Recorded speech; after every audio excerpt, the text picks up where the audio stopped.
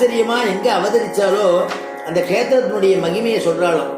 அன்னவயல் புதுவைன்னா அன்னம்னா ஹம்சம், ஹம்சபக்ஷிகள்லாம் வசிக்கக்கூடிய இடமா, அப்படியே அப்பேற்பட்ட கேத்திரமா. புதுவை ஆண்டாள் அரங்கருக்கு பண்ணு திருப்பாவை. ஸ்ரீவில்லிபுத்தூர்னு பேர் இல்லையா?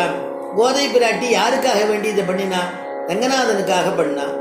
ரங்கநாதனுக்காக என்ன பண்ணினான்? திருப்பாவையே ரங்கநாதனுக்காக தான் பண்ணாலும். தனியில் சொல்லும் பொழுது திருப்பாவையே ரங்கநாதனுக்காக தான் பண்ணா. பாமாலை பூமாலை 3 பதிகமாக பாடினான்.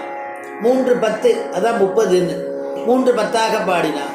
அப்படி 10 வரை எப்படி பாடினா? ராகத்தோடு இன்னிசையால் பாடி அப்படின்னு.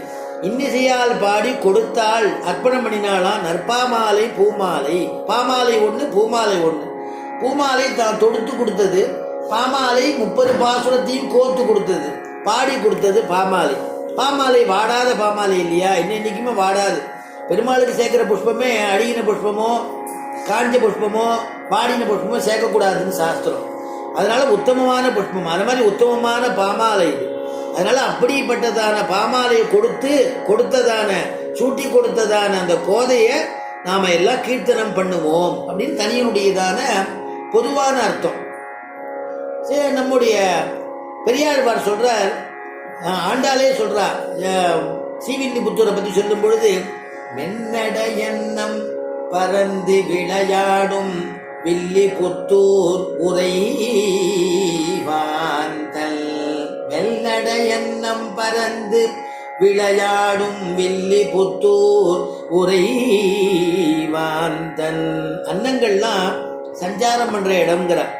ஆண்டாள் அவதரிச்ச இடம் இல்லையா? அவதரிக்கிறதுக்கு முன்னாடியே அன்னங்கள்லாம் ஜே ஜே ஜேன்னு அங்க விளையாடிட்டு இருக்கான்.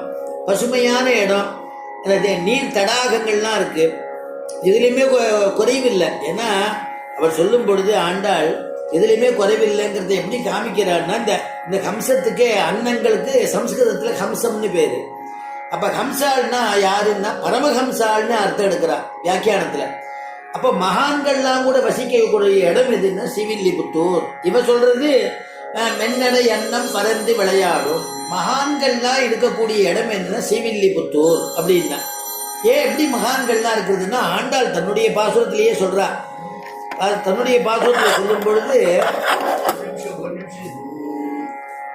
உங்கள் புழை கடை தோட்டத்து வாவியுள், உங்கள் புழை கடை தோட்டத்து வாவியுள், உங்கள் புழை கடை தோட்டத்து வாவியுள், செங்கழி நீர் வாய் நெறிந்து ஆம்பல் வாய் கூம்பின காண், செங்கல் பொடி கூரை வெண்பல்தவர், செங்கல் பொடி கூரை வெண்பல்தவர், தங்கள் திருக்கோயில் சங்கிடுவான் போதந்தார், தங்கள் திருக்கோயில் சங்கிடுவான் போதந்தார்.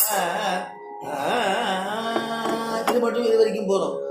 இங்க சொல்ற ஆண்டாள் செங்கல் பொடி கூரை வெண்பல் தவத்தவர்ங்கிறார். செங்கல்னா செங்கல் பொடி கூரை, கூரைனா வஸ்திரம், செங்கல் பொடினா சிகப்பு நிறம் வஸ்திரம் அணிந்தவர் சன்னியாசிகள்.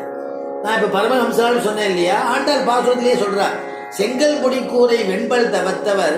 அவ பொழுது விடிஞ்சுடுத்தான் தங்கள் திருக்கோயில், அவளுக்குன்னு ஒரு பெருமாள் இருக்கார். அந்த பெருமாளை ஆராதனை பண்றதுக்காக சாவியோட கிளம்பி புறப்படுறாளாம். அதனால தங்கள் திருக்கோயில், சங்குன்னா சாவின்னு அர்த்தம். தங்கள் திருக்கோயில் சங்கிடுவான் போதந்தார், போதந்தார் போகின்றார். 2 பாடம் உண்டு, அர்த்தம் ஒண்ணுதான். அங்க போயிட்டு இருக்கா, பொழுது விடிஞ்சுடுத்து, நீ எழுந்துக்கலையாமா அப்படின்னு ஆண்டாள் உள்ள உறங்கிட்டு இருக்கக்கூடிய ஒரு தோழியை எழுப்புற மாதிரி பாசுரம் அப்படி அனுபவிக்கிறா இல்லையா?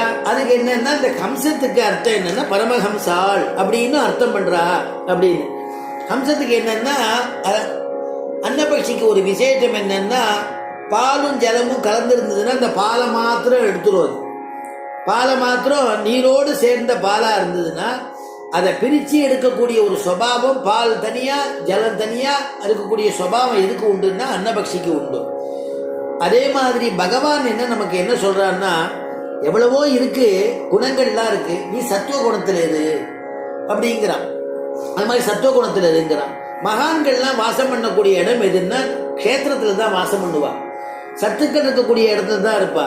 பகவத்கீதையில சொல்றான், சாரத்தெல்லாம் எது சாரமோ அதை மட்டும் எடுது, அசாரம் அல்பசாரம் ஒவ்வொரு சாரத்தையும் தள்ளு, எது சார தமம் எது சாரத்துல உத்தமமான சாரமோ அதை மட்டும் எடுத்துக்கோன்னு எப்படி கிருஷ்ண பரமாத்மா சொல்றானோ அந்த மாதிரி மகான்கள் நமக்கு எடுத்து காமிப்பாளாம். அப்படி காமிக்கக்கூடிய மகான்கள் பெருமாள் அந்த மாதிரி நமக்கு என்னத்தை கொடுத்து உபகரிக்கிறார்னா, உலகத்துல சம்சாரத்துல ஒழுங்கக்கூடிய நமக்கு வேதத்தை கொடுத்து நமக்கு உபகரிக்கிறார். இந்த வேதத்தை எங்கேருந்து கொடுக்கிறார் அப்படின்னா, ஒரு தடவை மதுகைடவர்கள்லாம் வேதத்தை அபகரிச்சுன்னு போயிடுறான். அபகரிச்சுன்னு போட்ட உடனே பிரம்மதேவன் போய் முறையிடுறான், பெருமாள்கிட்ட முறையிடுறான். முறையிட்ட உடனே பிரம்மதேவனுக்கு மறுபடியும் உபதேசம் பண்ணணும். பெருமாள் மறுபடியும் உபதேசம் பண்றார். ஒரு சமயம் முதல்ல பார்த்தா ஹைகிரீவராக இருந்து உபதேசம் பண்றார். ஆழ்வார் திருமங்கை ஆழ்வார் அனுபவிக்கிறார்.